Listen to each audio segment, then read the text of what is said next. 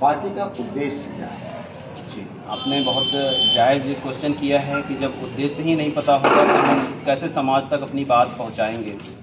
देखिए, एक तो मेरा मानना है कि समानता पर लोकतंत्र चलता है और कहीं ना कहीं से समानता के अधिकारों का हनन हो रहा है, जिस पर हम आवाज़ उठाना चाहेंगे।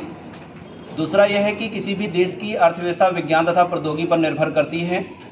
विज्ञान ने हमको पहले भी गुलाम बना रखा था, दोबारा फिर भी ऐसी साजिशें रची जा रही हैं कि हम विज्ञान के दृष्टिकोण से गुलाम बन सकते हैं। इसलिए जो भी हमारी समस्याएं क्रिएट हो रही हैं उसको हम वैज्ञानिक दृष्टिकोण से ही हल करना चाहेंगे। यदि हम विचारधाराओं की बात करें तो पार्टी के नाम से ही आपको पता चल रहा होगा कि इसकी विचारधारा बहुआयामवादी है। तो इसमें किसी भी प्रकार की जातिवादी, धर्मवादी, परिवारवादी, क्षेत्रवादी की कोई गुंजाइश नहीं है, जैसा कि आपके समक्ष हमने पदाधिकारियों का विवरण किया। उद्देश्य की बात करें तो हर एक इंसान को समानता का, न्याय का, शिक्षा का, बराबरी का और समस्याएं जो हैं उसका वैज्ञानिक दृष्टिकोण से समाधान होना चाहिए। आज स्थिति यह है कि गरीब और भी गरीब की तरफ बढ़ रहा है। अमीर भवन पे भवन, बिल्डिंगों पर बिल्डिंग बना रहे हैं और नेताओं का हाल यह है कि उनके अनाज के बोरों में, घर के बिस्तर में बड़ी सी बड़ी गड्डियां निकल रही हैं। आखिर यह कमाई किसकी है? तीसरा बात यह है कि आज विभिन्न प्रकार की सरकारें पॉलिसी बना रही, क्रेडिट कार्ड से संबंधित, लोन से संबंधित। मेरा प्रश्न है वो पैसा कहाँ से आ रहा है जो बैंकें बांट रही हैं?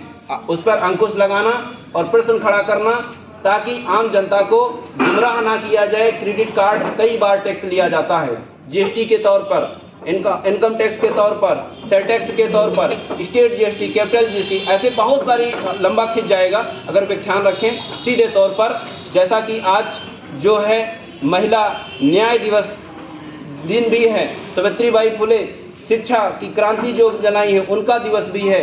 इस समारोह पर इसी तर्ज पर शिक्षा, तकनीकी, अनुसंधान के क्षेत्र पर हम लोग पहले से बेहतर कार्य करते चले आए हैं। भविष्य में भी जनपद लखीमपुर खीरी को राजा लोने सिंह विश्वविद्यालय देकर शिक्षा की एक नई अलख जलाने का काम करेंगे और तमाम सारे वो गवर्नर रैंक के पदाधिकारी, आईजी, डीआईजी रैंक के पदाधिकारी का लखीमपुर में आना जाना सुनिश्चित करेंगे ताकि इधर की जो माहौल है वो पॉजिटिव वे में परिवर्तित हो। आप लोगों का बहुत धन्यवाद। आप हम चाहेंगे कि व्याख्या करें। हर झंडे की अपनी एक पहचान होती है, उसमें भी आपका लोगो नहीं आया है। जी, निश्चित तौर पर हम आपकी बात से 100% सहमत हैं। अभी हमारा गठन हो रहा है, आधिकारिक तौर पर पंजीकरण नहीं हुआ है। जब तक पंजीकरण नहीं होता तब तक चुनाव आयोग की तरफ से किसी प्रकार का कोई सिंबल आप अपनी अतिरिक्त नहीं ले सकते हैं। जब हमको हमारी मांग के हिसाब से चुनाव आयोग सिंबल अलॉट कर देगा, इस झंडे के बीच में जो आ रहा है स्पेस हरे रंग में, उसके अंदर एक गोल सर्किल हो जाएगा। उसमें जो भी चिन्ह हमें आमंत्रित होगा वो होगा। सबसे पहले एक कलर दिखाया गया है ब्लू, नीला, जो कि हमारे शंकर भगवान से प्रेरित है और दलितों का ध्यान आकर्षित कराता है। मेरा कोई किसी समाज से या धर्म से रंग को जोड़ने का मकसद नहीं। दूसरा जो ग्रीन है वो कहीं ना कहीं से एनवायरनमेंट को, पर्यावरण को आकर्षित करता है, इस्लाम से भी संबंध रखता है। तीसरा हमारा जो धर्म है केसरिया रंग का कोई भी मुकाबला नहीं है भारत में, क्योंकि यह धार्मिक रंग के साथ साथ में हमारे गौतम बुद्ध का भी रंग है और हमारे ध्वज में भी रंग है और हमारे सभी मंदिरों पे भी रंग है।